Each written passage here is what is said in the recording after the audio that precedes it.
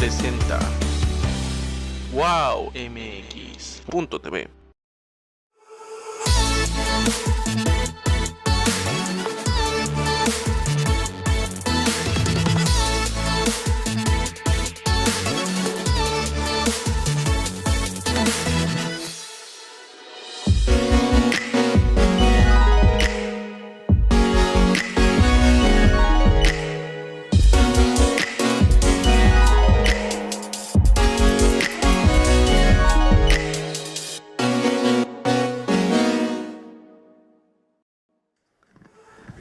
Buenas tardes amigos de En Tus Propias Palabras, soy Alejandro Ruiz y el día de hoy vamos a tener un programa muy interesante porque vamos a hablar de la libertad de expresión, prensa y sobre todo el papel que tienen los periodistas actualmente.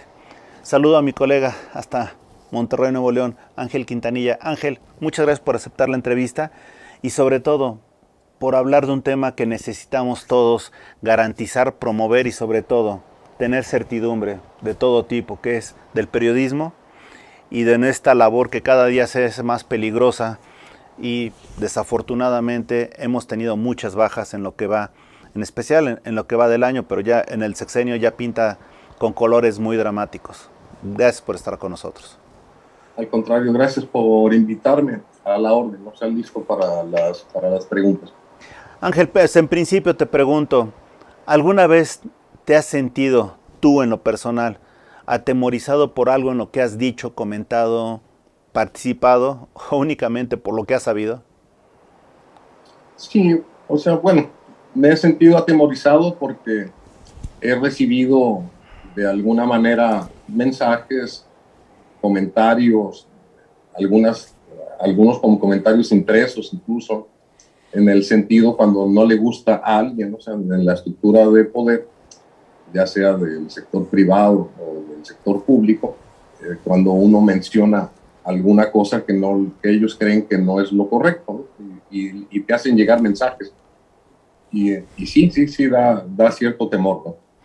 Y dentro de ese temor te pregunto, si ves lo tuyo, pero ves lo que está pasando a nivel nacional, ¿qué te provoca, qué sentimiento te provoca esta cantidad de muertos que ha habido, no solo en periodistas, sino también en líderes sociales?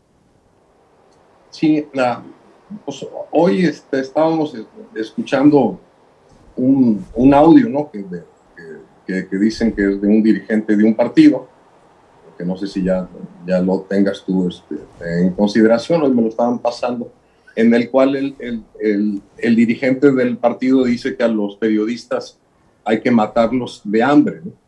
Y si no, a darles de trancazos, ¿no? O sea, utiliza otras palabras mucho más feas, ¿no? en el video. Entonces, si eso piensa un dirigente de un partido político nacional, imagínate lo que no pensarán aquellos que se dedican a actividades menos profesionales como es la política. Entonces siempre hay la posibilidad de que muchos de los periodistas que manifiestan su verdad o que dan a conocer algunos hechos, o sea, que luego no les gusta que se den a conocer a los actores involucrados, sí, entonces lo que buscan es atacar al mensajero. O sea, ya se decía desde los orígenes de la humanidad, en los primeros escritos, que a veces a los poderosos lo que no les gusta que les digan sus verdades. Entonces, en ese sentido sí hay multitud de personas que tienen razón de tener temor por ejercer la profesión del periodismo. La razón la vemos en las cifras. O sea, somos el país, en este momento, estamos entre los 3 o 4 países en el mundo que tiene mayor número de atentados contra periodistas por ejercer su profesión.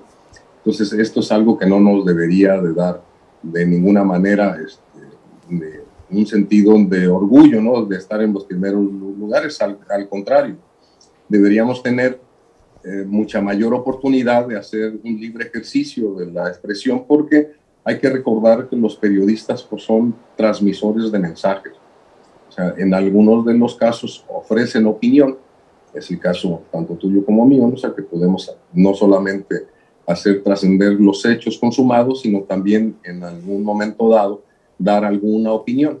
Pero el hecho de que trascienda esa información a través de un medio de comunicación no significa que seamos los autores originales de lo que está ocurriendo. Pero aquí agarran al mensajero, ¿no? O sea, le echan la culpa de lo que pasa y hasta ahí estaría, digamos, aceptable. Pero el hecho de que atenten contra la vida, o sea, que vayan, o sea, directamente a callar, ¿no? O sea, la voz de la gente, que no es de los periodistas, sino de la propia gente, sí, es una manera de estar quizá caminando hacia una ruta dictatorial. Sin duda, y nada más para la gente que nos está viendo, te referías a Alito Moreno, el dirigente nacional del PRI, que efectivamente dijo que a los periodistas no hay que matarlos a balazos, en pocas palabras, sino hay que matarlos de hambre. Y tiene razón, si eso lo dice un dirigente, ¿qué pasará con los demás? Ojo, este comentario no ha sido hasta ahorita objetado ni se ha señalado absolutamente nada, pero se le atribuye a él. Oye, Ángel, otra de las cosas, en este tiempo, ¿tú has tenido alguna proximidad con alguien que desafortunadamente haya perdido la vida por algún atentado? Sí, como yo soy actualmente presidente de un consejo externo de comunicación en la Universidad Autónoma de Nuevo León, que tiene que ver con la parte de comunicación. Y por esa razón hemos tenido contacto a través de ese quehacer con varios periodistas a nivel nacional. Y por tanto, sí, desafortunadamente, algunos de los conocidos los han perdido la vida, ¿no? en otros estados. Aquí en Nuevo León recientemente no ha pasado, pero sí ha habido casos importantes en el pasado que también los conocimos. O sea, personas que perdieron la vida o desaparecieron, ¿no? Que para efectos es lo mismo, ¿no? O sea, nunca volvimos a encontrar ni los cuerpos, ¿no? Uh-huh. Ángel, ¿de dónde surge tu amor por la comunicación, por el periodismo? Sí, mira, yo soy hijo de español, de un cantador flamenco, Angelillo de Triana era su nombre. Él llegó refugiado a México de España y en base a eso yo pude tener oportunidad de convivir con varios actores del periodismo en su momento cuando era yo muy joven. O sea, cuando estaba estudiando, yo estudiaba en la Universidad Autónoma de México, en la Nacional, Ciencias Políticas, y en base a ese núcleo de personas, que algunos de ellos eran cooperativistas del periódico Excelsior en su momento, y con la relación que tenía mi papá con ellos, me invitaron a participar. Entonces, de ahí, al mismo tiempo que estaba estudiando, yo empecé a ser ayudante de reportero en Últimas Noticias de Excelsior, y por tanto mi primera nota con mi nombre pues apareció en un periódico nacional hace muchísimos años. Después de eso ya estudié la carrera de comunicación y ahora estoy dedicado a eso, aunque básicamente tengo también actividades de asesoría, de consultoría en comunicación estratégica, tanto para el sector privado como para el sector público, que es básicamente de donde tengo los ingresos mayoritarios. Pero en aquella época, precisamente aprendiendo el oficio de reportear, fue como nació esta actividad personal, que luego se fue convirtiendo en gusto y ahora ya tenemos muchísimos años dedicados a esta actividad. Hemos tenido oportunidad de estar en todas las escaleras, ¿no? de los campos del periodismo, o sea, desde periodista, reportero, hasta editor, hasta director, ¿no? En algunos medios. Ángel, ¿a quién te toca aprenderle en esta profesión? ¿Aprender? Aprender de él, o sea, que de alguna manera le tomas parte de lo que era su disciplina de trabajo, la manera de ver las cosas. ¿De quién sientes que tuviste la oportunidad de ser un buen alumno? Mira, pues, o sea, yo estuve muy cerca de varios de los personajes directivos, no sé, algunos por mi edad, o sea, no sé si a otras personas le haya pasado lo mismo, pero me tocó ser joven en una generación de personas de mucha mayor edad. Entonces yo tuve oportunidad de convivir con muchos de los periodistas importantes, de los cuales tuve también oportunidad de aprenderles mucho. Pero también me tocó algo que ahorita suena un poco extraño, o sea, porque yo todavía cuando empecé a trabajar en los medios pues, había linotipos, ¿no? O sea, la escritura se hacía en máquinas de escribir, no había computadoras, y luego se hacía a través de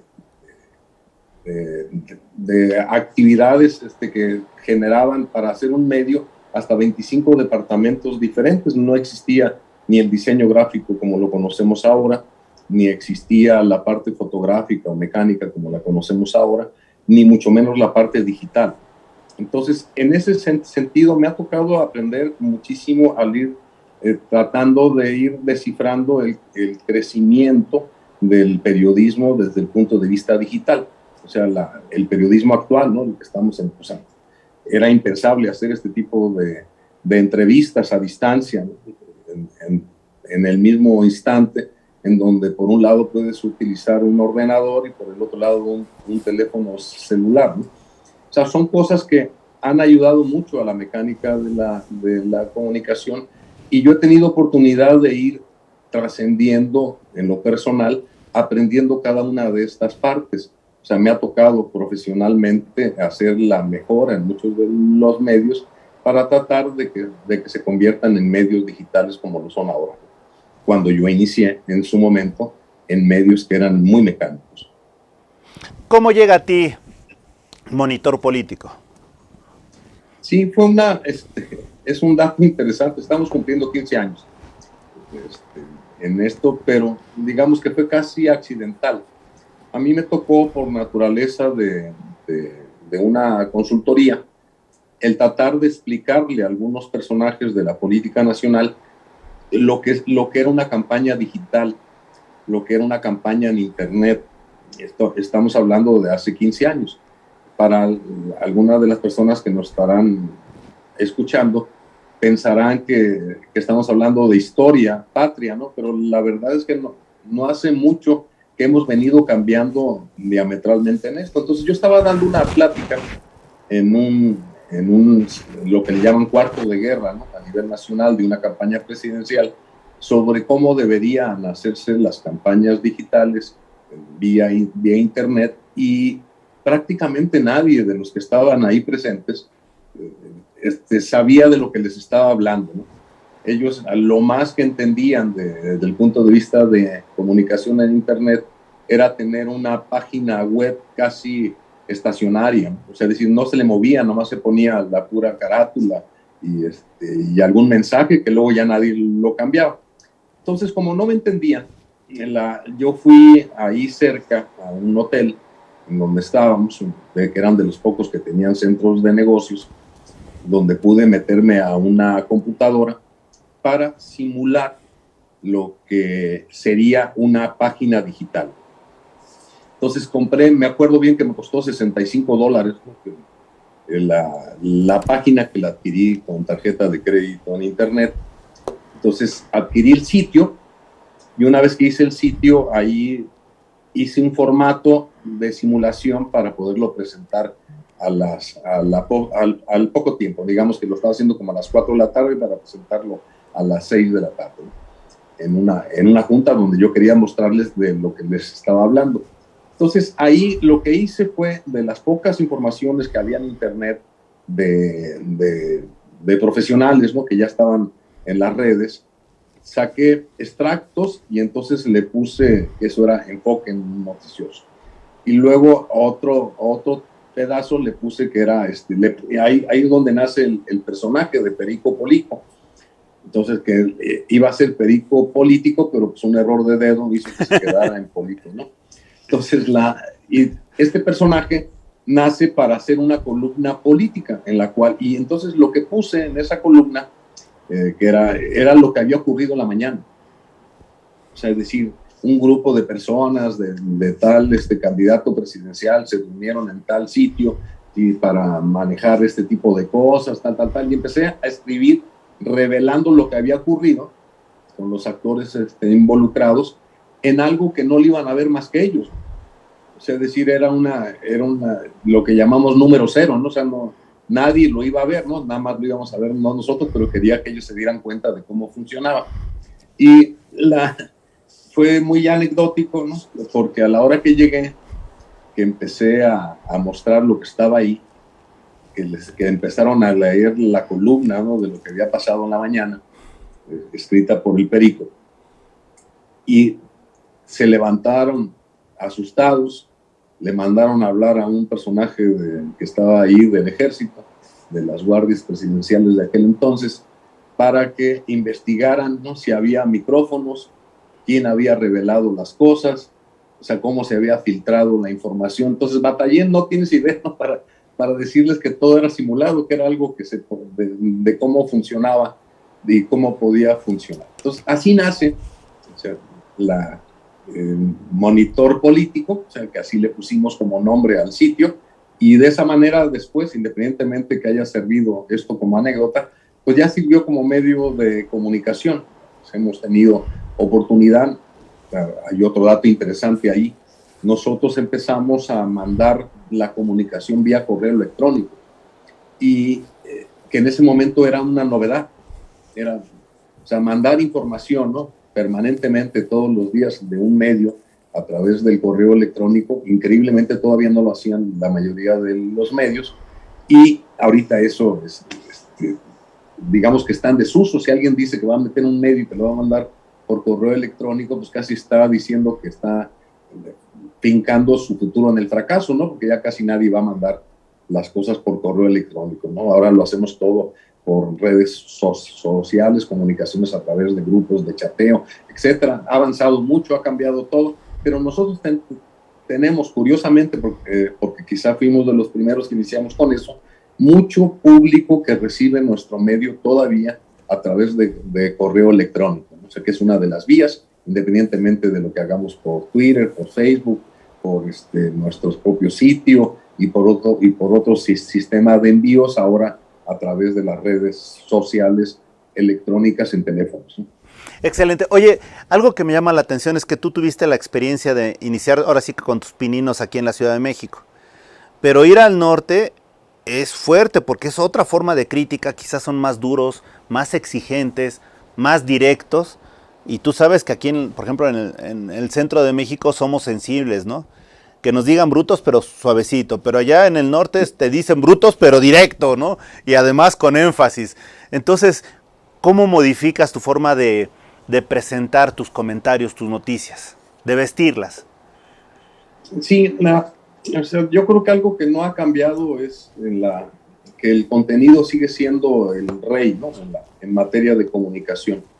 O sea, han variado las formas de transmisión de los mensajes, han variado el sistema de llegar a los públicos, pero siempre el contenido es el que manda y depende del público, del auditorio. Hay otra frase también muy socorrida en el tema de comunicación, decir, bueno, ¿qué tengo que darle a la gente? Pues básicamente lo que quiere ver y escuchar. O sea, en este sentido, el público, efectivamente, como mencionas, el público de acá del norte del país, es un tanto diferente a de otras latitudes mexicanas. Aquí la gente presume, ¿no?, de ser franca, llana, abierta, sencilla, directa. O sea, tiene una serie de calificativos, ¿no?, para mencionar cómo es su comunicación. Y la verdad es que yo, a través de esto, soy consultor a nivel nacional e internacional, me doy cuenta que esta práctica de lo que tienes que hacer pues, es evaluar qué tipo de público es, qué es lo que le gusta a ese tipo de público y tratar de hacerlo en las condiciones que más le conviene al público. Entonces, de esa manera, sí, efectivamente, aquí podemos ser señalados como más críticos. O sea, esa pudiera ser una característica, una parte del ADN, ¿no?, de la comunicación, pero también hay que reconocer que mucho del profesionalismo que existe en el periodismo a nivel nacional puede ser imitable, ¿no? O sea, nosotros hacemos varias cosas aquí. Por ejemplo, actualmente hay personajes que vienen de Jalisco y de Michoacán que son consultores del gobierno estatal en materia de comunicación. Quizá a los que estamos aquí no les agrade mucho el que venga gente de fuera, pero hay que reconocer que hay prácticas de comunicación diferentes, y lo que sí es cierto, abundando en lo que tú estás señalando, es que sí es cierto que muchas veces el que viene de fuera pues se topa en esa pared, ¿no? De no atinarle a lo que le gusta al público local. Entonces sí, efectivamente, aquí decimos las cosas con un poco más de crítica, un poco más directo, pero así estamos acostumbrados. No, y claro, me queda claro que así se han hecho, y además, pues quizá no seamos tan radicales como esa expresión de los bárbaros del norte, pero lo cierto es que en el norte sí son más concretos y más duros al hablar, ¿no? Y al exigir. Sí, pero digamos que ese es el estilo de la propia gente. O sea, si vas a otras latitudes, como me ha tocado, o sea, yo fui a hacer tanto a Tabasco como a Veracruz, a hacer algunos enfoques, ¿no? De asesoría, consultoría de cómo deberían ser algunas columnas políticas, y lo comento también como anécdota. O sea, cuando empecé a señalar las cosas con más directas, de inmediato la propia estructura de los medios y la propia estructura política de las entidades me decían: aquí no se acostumbra a hacer las cosas de esa manera. Y yo le señalaba, pues, ¿cuál es la razón? Dice, pues aquí reacciona la gente de una manera más violenta, ¿no? Sin duda. Ahora bien, también regresemos a lo que estamos viviendo. Por un lado, veámoslo directamente y cómo es. Hay un presidente que busca la fraternidad, busca hacer alianzas entre los países para ir a asistir a una cumbre, ¿no? Que no se deje a nadie de fuera, Venezuela, Nicaragua, etcétera, que todos vayan. Y entonces eso podríamos hablar de un régimen que busca la hermandad. Sin embargo, vemos que el discurso político hacia adentro es completamente distinto, es de extremos, ¿no? Están conmigo o están contra de mí, nos guste o no la situación. En ese sentido, ¿qué te parece la manera en que se lleva la comunicación en este sexenio? Mira, a mí se me hace extraordinaria, ¿no? O sea, no la pudiera calificar de buena o mal, porque si nosotros nos ponemos a pensar en que varias de las situaciones que se mencionan desde la política mañanera, ¿no? Es decir, dar información todos los días desde un púlpito, ¿no? O sea, en el cual el primer mandatario es quien señala la agenda y lo que él piensa que debe decirse en general. Yo creo que es extraordinario. O sea, la verdad es una manera única en muchas partes en el mundo de llevar con una sola persona, desde el primer nivel, toda la comunicación social, política y hasta económica y social. Entonces, de alguna manera, esto es extraordinario, ¿no? Pero tiene que ver también con la actuación de los medios. Creo que estarás de acuerdo conmigo que si le hicieran un vacío, por ejemplo, los medios de comunicación a las mañaneras, pues probablemente no hubiera trascendencia de lo que ahí se dice. Entonces hay una manera también de que los medios son los que transmiten, por tanto es extraordinario. Y luego mucho de lo que ahí se dice polariza. O sea, sin lugar a dudas, hay una buena parte de la población que no está de acuerdo con la forma de señalar cosas desde la presidencia de la República. Pero cuando nos vamos a las estadísticas y la gente se le pregunta si está o no de acuerdo con la gestión del presidente, tenemos que siempre anda arriba del 60-65% de menciones de aprobación. O sea, es decir, digamos lo que en términos numéricos es probable que haya entre 30 y 40% de personas que no están de acuerdo con lo que dice el presidente, pero no son mayoría.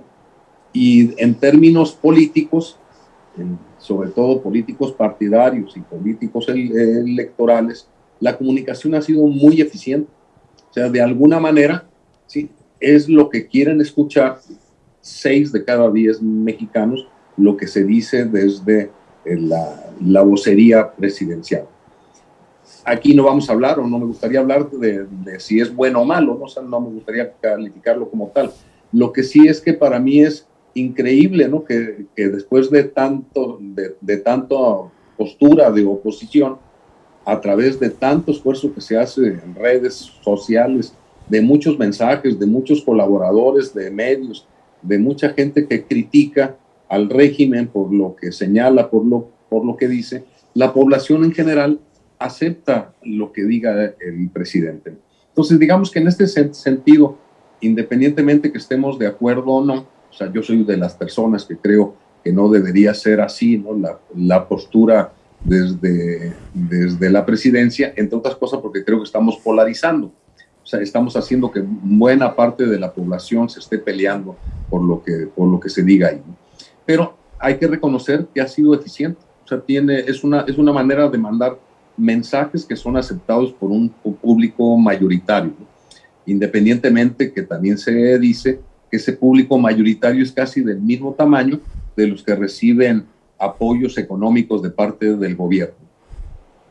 Fíjate que hace poco platicaba con unos jóvenes sobre lo que estamos viendo todos los días en la información en los medios, desde la mañana hasta los medios oficiales, los medios que están comerciales, las redes digitales y ellos curiosamente me hacían la analogía de que parecía que estábamos viviendo en una película de Marvel concretamente, porque decían esa película de el Doctor Strange en los multiversos, parecería que lo estamos viviendo, ¿no? Porque estamos viendo una realidad contra los otros datos, contra otras situaciones. Entonces estamos viendo como que muchas realidades, la oficial y lo que está pasando, entre otras. Me dicen, es que ¿sabes qué? Realmente no tenemos forma de tener una información real suficiente nosotros, porque obviamente lo que tú estás diciendo, eso de polarizar, es que estamos viviendo todo el tiempo una confrontación de realidades y de información, y a veces nos cuesta mucho trabajo saber realmente qué es lo que está pasando. En ese sentido, ¿qué opinas de esos otros datos contra la información real? Sí, tenemos un grave problema en México porque la estructura de información no la podemos cotejar básicamente porque es el propio régimen el que tiene la validación de los datos, digamos, oficiales. Entonces, esos otros datos son oficiales, entre comillas. Si nosotros atendemos a lo que ha salido, por ejemplo, de la propia Secretaría de Salud respecto al número de personas que han fallecido por la pandemia del COVID, ¿sí? Podemos encontrar en alguna de la numerología propia del gobierno que habría que reconocer arriba de 600,000 personas que han fallecido en México. Pero la cifra oficial es la que da Hugo López-Gatell, y entonces estamos hablando de la mitad. Esa cifra oficial, ¿cómo la pudiéramos nosotros decir que es falsa? Pues habría que buscar la manera, como alguien alguna vez dijo en broma, ¿no? Pues ponte a contarlos, ¿no? O sea, para saber si es cierto lo que tú dices. Si nos vamos al número de personas que están en extrema pobreza en México y cuántos de ellos han logrado salir de la pobreza en lo que lleva al actual régimen, tendríamos dos versiones totalmente diferentes. Una, la que ofrece la propia estructura económica del gobierno, ¿sí? Que señala que vamos mucho mejor, ¿sí? Con todos los datos que te ofrecen el Banco Mundial, el Fondo Monetario Internacional, el propio Banco de México, etcétera. O sea, es decir, tenemos información de alguna manera que dice que los otros datos no son necesariamente ciertos. Tenemos también instituciones que señalan, ¿no?, el número de personas que han perdido la vida por violencia en México. Alguien, y esto me llamó la atención, dice, hay una institución que contabiliza los muertos que aparecen en los medios. O sea, es decir, ya no importa si están oficiales o no, muertos violentos, ya sea por armas o por lo que sea, ¿no?, de violencia. Y resulta que estos números son infinitamente mayores a los que acaba de dar la secretaria de Seguridad Pública en el país. O sea, es decir, mientras por los datos oficiales señalan que las cosas van mejorando, la verdad es que los datos propios que aparecen, digamos, en la nota roja, ¿no?, o sea, todos aquellos que trascienden en los medios, es un número mayor a los que oficialmente se dan. Pero bajo esta misma óptica, sería muy difícil establecer con claridad cuáles son los números reales, ¿no? Entonces tenemos así que esos otros datos pues vienen también a polarizar, porque me imagino que te habrá tocado a ti en alguno de los grupos de chats en los que participamos, en los que hay gente fanáticos de un lado y fanáticos del otro, ¿no? Y entonces usan los fanáticos del régimen esos datos para decir que los otros pues, son mentirosos. Uh-huh. Sin duda, fíjate, en ese sentido hay una nota que me llama la atención. Carlos Loret de Mola escribe ayer que martes 24 de mayo, el día más violento del año con 118 homicidios dolosos. Ayer se registró la cifra más alta de este año y la segunda en el histórico del sexenio del presidente López Obrador. Curiosamente, esa es una noticia que debería llamar mucho la atención y hablarse de ella, ¿no? Hoy en la mañanera no se comenta nada, se comenta más del tiroteo de Texas. Y entonces estamos hablando de la información selectiva, ya no solo los otros datos, sino la información selectiva. Y aquí te pregunto, tú como periodista, ¿cómo te llegas de las fuentes reales para hacer tus señalamientos? Porque aquí estamos viendo claramente las tendencias de lo que hay, pero tú en lo personal, ¿cómo haces tu trabajo? Sí, bueno, yo creo que te pasará lo mismo. Afortunadamente, a través de los años, pues hemos hecho una especie de red, ¿no?, de profesionales que cotejamos información. También es un trabajo difícil, me imagino que te pasará igual, pero ya está uno levantado desde las 4:30, 5 de la mañana revisando todo, ¿no? Y una vez que llega cualquier información, pues tratar de verificar si es cierto o no, yéndose a diferentes fuentes de información para poder cotejar si los hechos son verídicos o no, o si los datos corresponden a la realidad o no. Yo, por ejemplo, hoy pongo, no sé, porque es un dato de los datos oficiales, ¿no?, de los otros datos gubernamentales, que 15% de las muertes violentas en México son por derivadas de armas de fuego. Entonces, un par de periodistas de México me mandaron decir que dónde saqué el dato y yo les pasé de dónde va. ¿Por qué? O sea, buscando, ¿no?, en las fuentes alternativas y oficiales de información es cuando uno puede cotejar. Y me señalaban una nota que sale hoy mismo, que tú ya la habrás visto en La Jornada, donde se establecen los números oficiales de atentados con armas de fuego, que son muy superiores a los que dio a conocer la Secretaría de Seguridad Pública, ¿no?, y que coinciden un poco con lo que saca Carlos Loret de Mola hoy, y son datos oficiales. Entonces ahí, de alguna manera, digamos que se hace cada vez más difícil, ¿no?, cuando se polariza la información, cuando hay datos oficiales de una naturaleza y de otra, que tengamos que andar a cada rato verificando, preguntando, yendo a las fuentes. Y en el caso mío, como con otros profesionales, pues tenemos nuestra propia base de datos, ¿no? O sea, almacenamos, ¿no?, información desde el punto de vista histórico, y ahí es donde nos metemos a buscar si alguna de las cosas que se están diciendo son ciertas o no, en base a los propios datos que hemos logrado almacenar a través del tiempo. Ángel, en tu opinión, ¿estamos viviendo un narcoestado?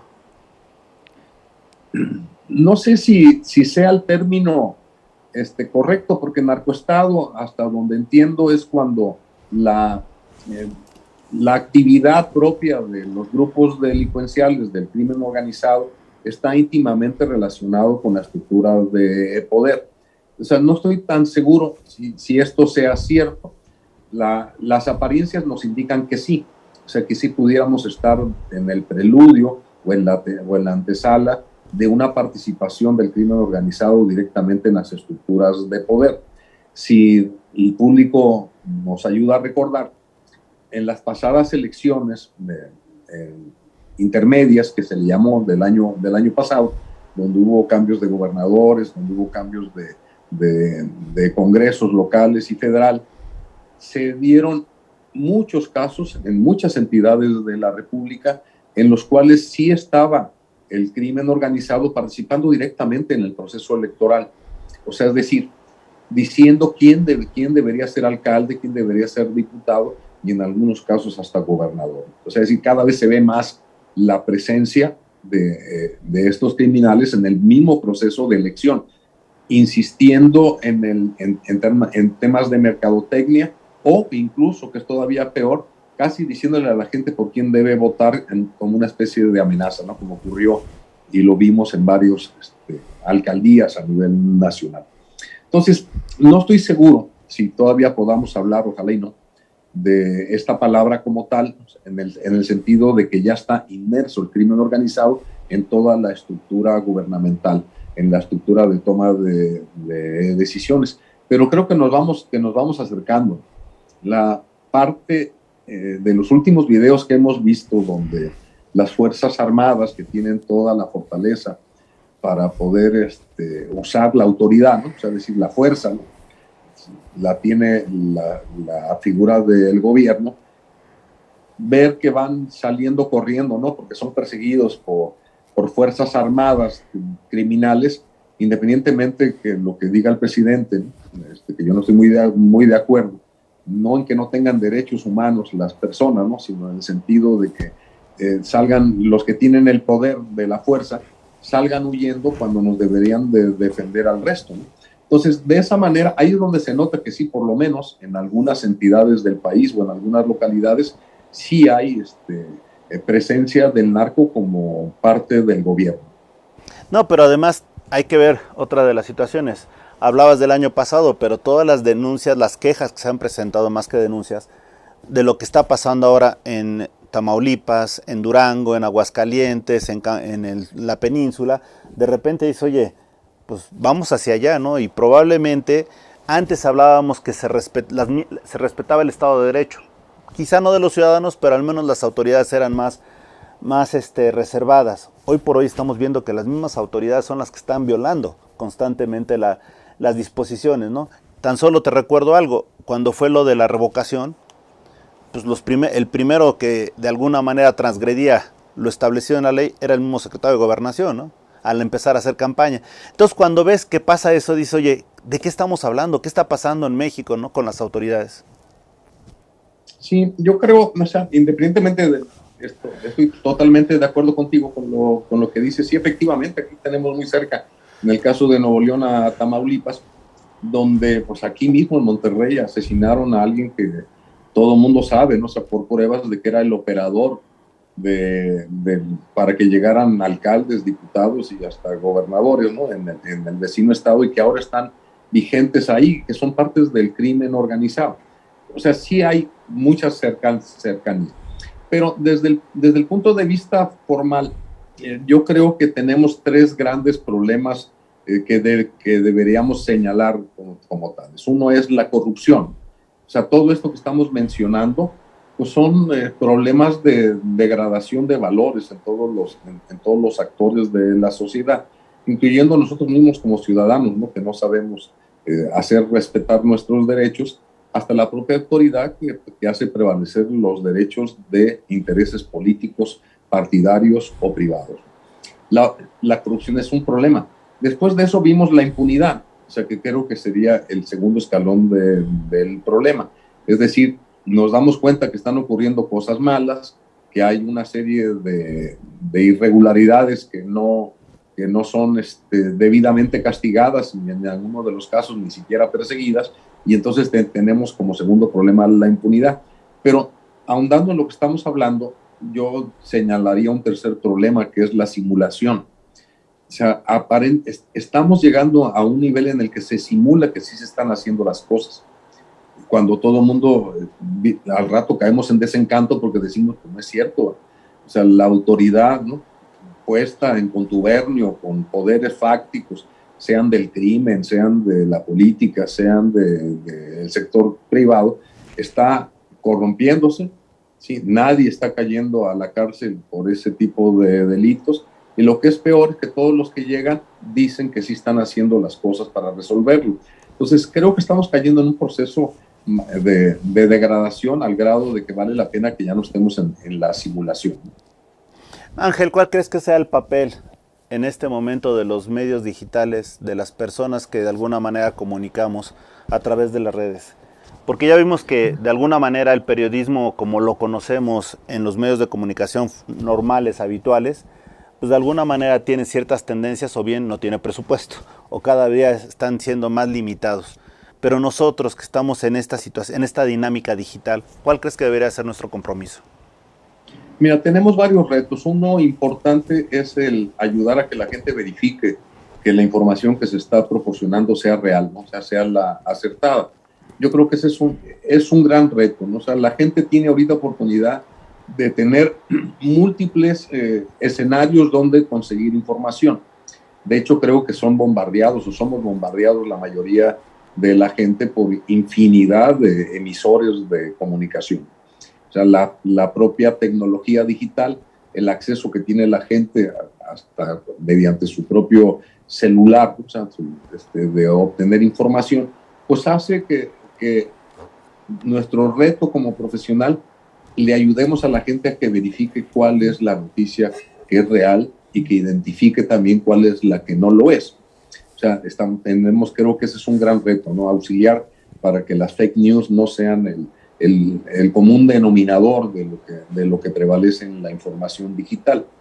La segunda tiene que ver con el acceso tecnológico. O sea, creo, ¿no?, que algunos de nosotros no hemos entendido la momentanidad. O sea, la gente no solamente recibe mucha información, sino que la reciben en el momento.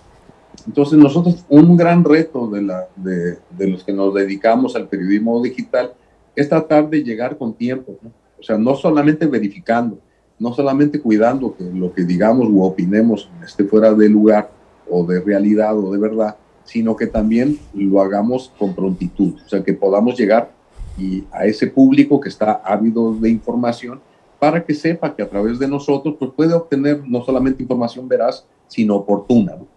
Y un tercer capítulo es el de tratar de centrar opinión. Como ahorita no solamente hay multitud de canales de divulgación, o sea, todo el mundo tiene acceso a muchas formas de recibir información, alguien debe tener la capacidad crítica analítica. Nosotros creemos que estamos en ese capítulo, o sea, estamos más metidos en eso.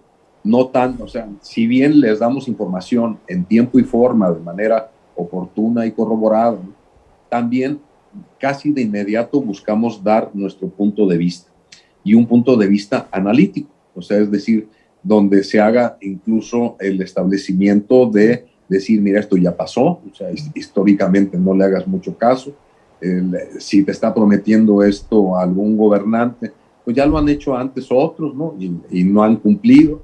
Si están en este momento tratando de decirte que van a meter a todos a la cárcel, bueno, eso ya lo han dicho otras personas, etcétera, pero toma en cuenta que detrás de esos hay poderes fácticos, toma en cuenta que hay políticas partidarias, toma en cuenta que hay otro tipo, o sea, es decir, tratar de ahondar un poco más en la profundidad del análisis crítico. O sea, creo que esa es una parte, un gran reto para que la gente que no es tonta, pues busque la manera de decir, bueno, con él me informo rápido, me informo oportunamente, tengo oportunidad de que sea veraz la información, pero no solamente eso, sino que me ayuda a masticar, a que mi cerebro de alguna manera pues ya vaya dando alguna idea. Esto no significa, y quiero aclarar, que sea un reto el que nosotros le digamos a la gente en qué pensar y cómo pensar. Yo creo que lo que tenemos que ayudarle a la gente es a tratar de discernir por sí misma cuál es la información que le puede ayudar a mejorar su vida y su calidad de vida. Excelente. Y fíjate, jugando un poquito al futuro, te das cuenta que cuando menos de los candidatos anunciados para contender en el puesto más importante, que es de la presidencia, pues los 4 tienen ya manchas en su expediente de cuestiones ilícitas hasta delictivas. ¿Eso es lo que realmente México merece, en tu opinión? No, yo creo que no. Ahí tenemos un camino que no está del lado del periodismo, no está del lado de la participación de los ciudadanos, de todos nosotros. O sea, yo creo que debemos tener mucha mayor capacidad de expresar en lo que no estamos de acuerdo. No en un café, no en un bar, no en una sala en la casa, no a través de un chateo, no en nuestras redes digitales, sino un poco de mayor participación viva, activa. Cuando a los mexicanos nos preguntan si queremos participar, hasta donde me recuerdo las últimas cifras estadísticas, casi 9 de cada 10 decimos que sí queremos participar para mejorar nuestra vida y la sociedad, etcétera, ¿no? Pero cuando nos dicen, bueno, aquí hay algo para que participes directamente, se disminuye a 4 de cada 10. O sea, es decir, son minoría las personas que participan, que tienen un actuar directo. Entonces, yo creo que no solamente es generar opinión, generar emoción, generar una forma de señalar que otros deberían de participar, sino empezar a notarnos nosotros en esa participación. ¿Cómo? Hay muchas formas. Yo siempre he dicho que quizá valga la pena que nos vayamos metiendo las cosas que están en nuestra propia cuadra, ¿no? O sea, decir, si queremos tener una participación social, bueno, ¿qué es lo que nos interesa a los vecinos? Y luego de ahí crecer a lo que le interesa al barrio, ¿no? Y luego a lo que le interesa a la colonia, y luego a lo que le interesa al municipio. O sea, buscar que la manera de participación sea mucho más activa. Y la segunda parte tiene que ver con el interior. Yo a veces escucho que mencionamos a los malandrines del crimen organizado como si fueran extraterrestres, ¿no? Pero la mayoría de ellos pues, son gente que, hasta donde sé, parece que no, pero tuvieron madre, ¿no? O sea, estuvieron en el seno de una familia, a lo mejor les fue mal o lo que sea, pero la mayoría no nacieron, según yo, pues con un arma en la cintura, ¿no? Ni con ganas de dedicarse a actividades delictivas o ilícitas, o de adicciones, o de maltrato a terceros, o de corazón violento. Entonces yo creo que mucho tenemos que hacer también hacia adentro de la propia sociedad. Ese es otro de los retos del periodismo moderno. O sea, tenemos que hacer que esas críticas no solamente sea para señalar a terceros, sino también para dictar algunas normas de conducta para nosotros mismos, ¿no? Incluyendo a nuestras familias, a nuestros hijos y nietos. Excelente, Ángel. Bueno, nada más te comento que el público es todo activo y muchos compañeros tuyos te están mandando saludos. Gracias por sus atenciones. Y nada más me quedarían dos preguntas que hacerte, o dos peticiones. La primera, si nos puedes hacer favor de mandar un mensaje solidario a los periodistas, a los comunicadores, para que sigan en la búsqueda de la verdad y no desistan. Sí, claro. O sea, a todos nuestros compañeros de gremio, a todas las personas que se dedican a este noble oficio de divulgar la verdad, les hago un llamado intenso para que no cejemos en nuestro trabajo, que busquemos la manera de hacer defender no nomás la libertad que tenemos todos de expresión, sino sobre todo la vida de nuestros colegas y compatriotas que están haciendo esta tarea en medio de un mar de sangre. Excelente, Ángel. Y finalmente, en tus propias palabras, ¿quién eres, Ángel? En sentido de que... De ti, ¿quién eres? Pues yo soy mexicano, nací en Monterrey, fui criado en la Ciudad de México, ya dije que soy hijo de extranjero, o sea, vino exilado político de ideas de izquierda, y yo soy alguien que estoy enamorado de la verdad. O sea, creo que más que derecho a la información, todos tenemos derecho a conocer la verdad. Y por tanto, ese es mi enamoramiento y trato de seguirlo y llevarlo a cabo todos los días. Te agradezco mucho, Ángel, por esta charla. Seguro que pues, tendrás muchas llamadas. Si nos puedes dar tus redes sociales para que la gente te siga buscando y sobre todo disfrutando de tus espacios. Sí, muchas gracias. Me pueden ver en Monitor Político, o sea, www.monitorpolitico.com. Ese es el sitio en el que estamos, y ahí a través de los correos y darse de alta se pueden suscribir. Yo con todo gusto los integraré a mis redes. Te agradezco mucho, Ángel. Lo mejor, sigamos haciendo nuestro mejor esfuerzo por la gente y te mando un abrazo. Gracias, maestro. Un abrazo igual. Hasta luego. Gracias, Ángel. Y sobre todo, gracias a ustedes que han disfrutado de este programa. Muchas gracias y hasta la próxima. Hasta la próxima.